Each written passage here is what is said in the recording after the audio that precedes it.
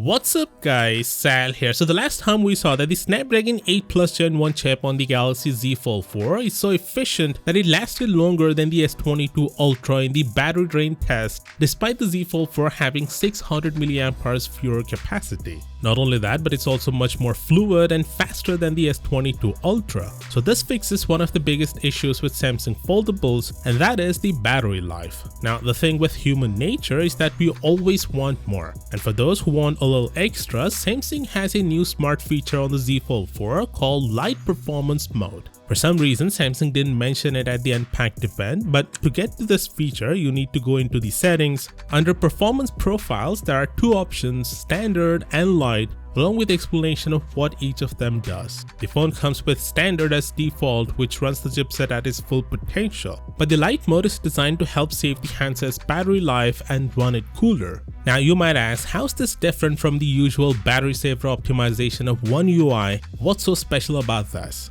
Well, there's a night and day difference between the battery saver mode and the light mode. The battery saver mode limits the screen refresh rate, background tasks and more, basically crippling the handset. But this new light performance mode reduces the clock speed of the chipset by a couple of 100 MHz. So basically, it doesn't limit the 120Hz refresh rate, it doesn't limit the background process, and it doesn't disable any features. What it does is it marginally reduces the chipset speed, basically matching the performance of last year's foldable while keeping every feature intact. The last few 100 MHz of the chipset are the one that consumes a lot of power, so reducing it is a smart way of saving battery life because you're not losing any significant performance, but you're gaining a lot of efficiency. So smart move indeed, but my only gripe is that there should be a toggle in the notification panel to turn it on or off. Right now you need to go into settings to get into this feature, which is not an optimal solution. So here's hoping that Samsung fixes this in the future. Also, since this is a software feature, all the recent Samsung flagships, including the Candy Bar phones, will get this feature via a firmware update. Of course, with that being said, let me know what you think about this down in the comments. And as always, I'll see you tomorrow.